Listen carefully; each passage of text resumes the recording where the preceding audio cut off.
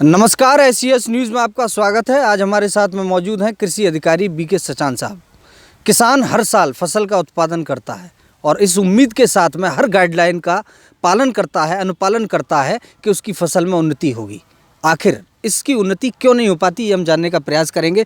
Sir, हर साल किसान यही सोच करके उत्पादन करता है कि उसकी इस बार फसल बेहतर होगी, फिर अगली बार फसल बेहतर होगी, लेकिन क्या कारण है कि वो हर बार निराश हो जाता है, हताश हो जाता है? देखिए, जो किसान स्वयं जब खेती शुरू करता है तो वो खेती शुरू करने के पहले बीज से बात करता है, पड़ोसियों से पूछता है और अपना इधर उधर देखता है कि उन्होंने कौन सा बीज बोया था, उन्होंने कौन सा बीज बोया था, इस बार मैं कौन सा बीज लाऊंगा, चाहे कोई फसल हो।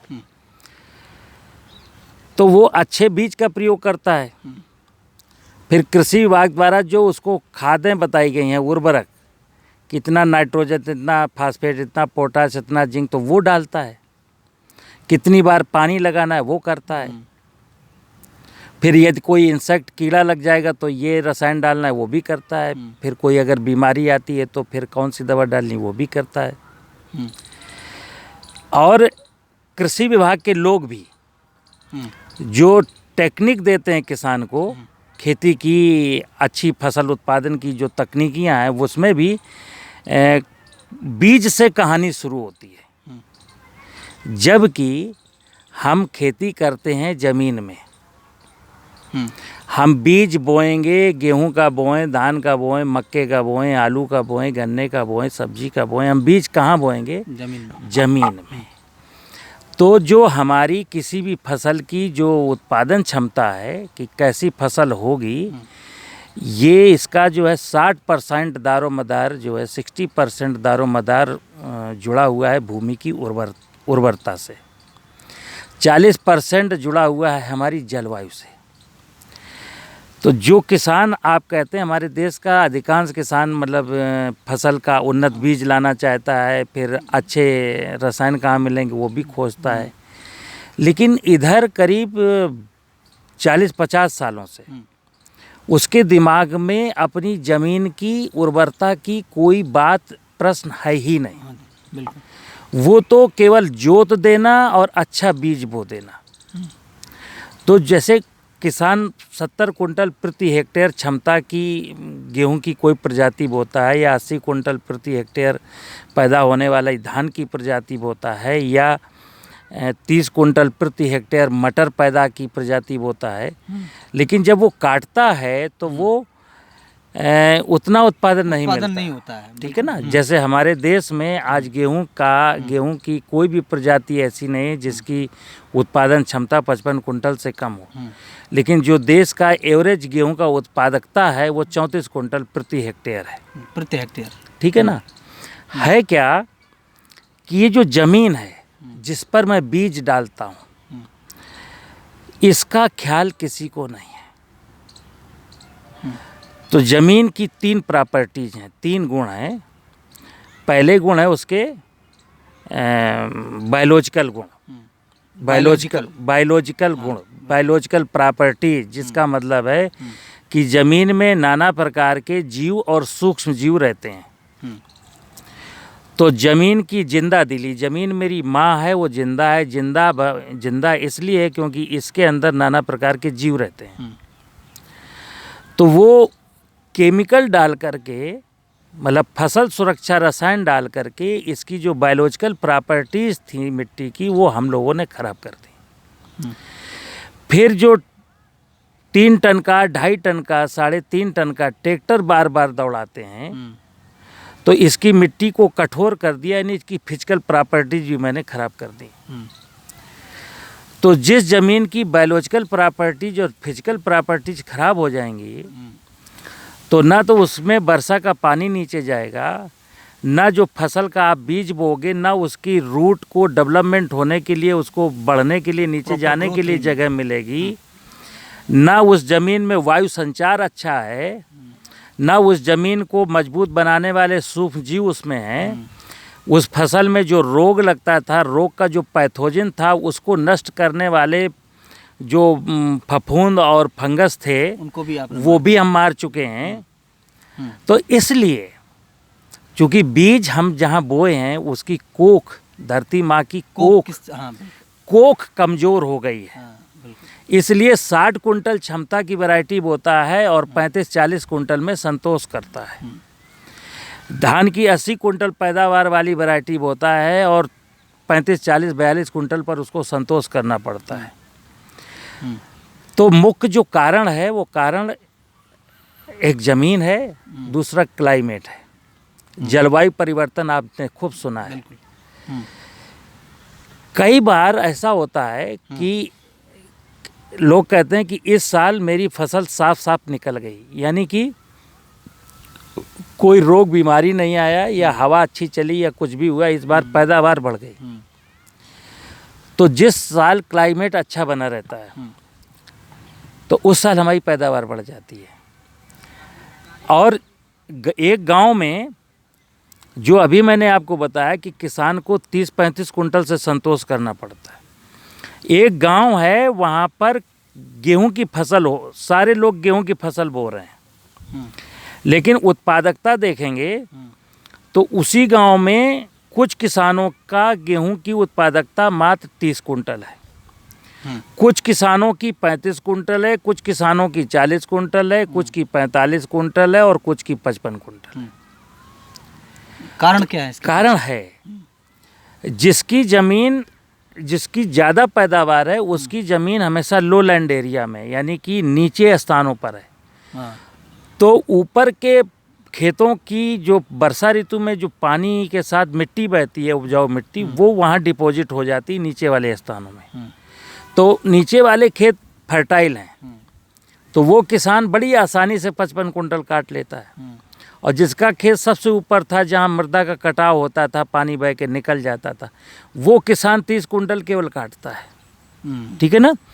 तो जो प्रोडक्शन है किसी भी फसल का वो हमारी धरती की उर्वरा शक्ति पर निर्भर करता है।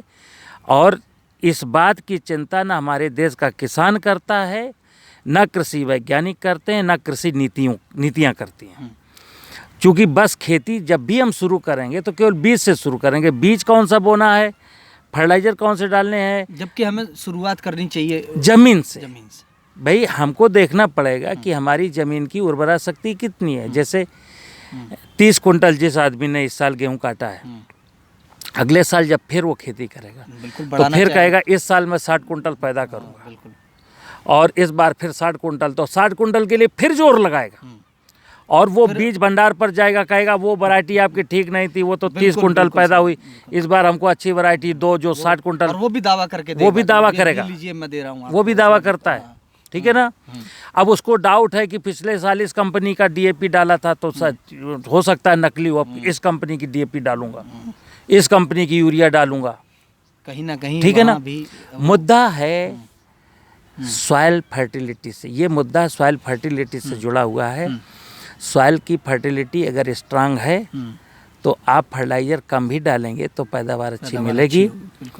पानी अगर एक कम भी लगाएंगे, देखिए फर्टिलिटी क्या चीज़ है, सॉइल की जो बायोलॉजिकल और फिजिकल और केमिकल प्रॉपर्टीज़ हैं वो वायु संचार और वाटर होल्डिंग कैपेसिटी और सॉफ्टनेस, रूट को बढ़ने का मौका देना, वायु संचार करना, पानी को रोक के रखना। तो हमें किसान को और नीतियों को और वैज्ञानिकों को जो अभी जो शोध है ना, दरअसल रिसर्च के 99% जो शोध हैं वो सॉइल पर नहीं हो रही, सॉइल से बाद की रिसर्च हो रही है। वैरायटी पर रिसर्च है और जेनेटिकल अलग अलग फसलों टेक्नोलॉजी है कराने की बात, बस तमाम तरीके की। तो जेनेटिकल इंजीनियरिंग पर और फर्टिलाइजर पर और कीट रोग को प्रबंधन पर रिसर्च है।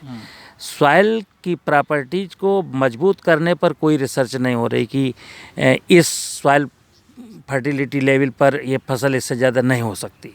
अगर शोध ऐसी हो कि किसान कहता है कि भाई हमको अच्छी वैरायटी दो, तो बोले सॉइल फर्टिलिटी लेवल जांच कराया, बोले हाँ सब कराया, बोले ऑर्गेनिक कार्बन कितना है, बोले 0.3% है। तो स्पष्ट बोलो ना कि 60 कुंटल आपके खेत में नहीं होगी, आपके खेत में 60 कुंटल नहीं होगी, परेशान मत होना। ठीक है ना? तो ये दावा कोई नहीं करता। उसका कारण है कि वो अभी दुकान से लौट जाएगा, मेरा बीज नहीं लेगा, मेरी खाद नहीं लेगा। तो वो कहता है कि अरे ये ले जाओ ना, वो तो होना ही है।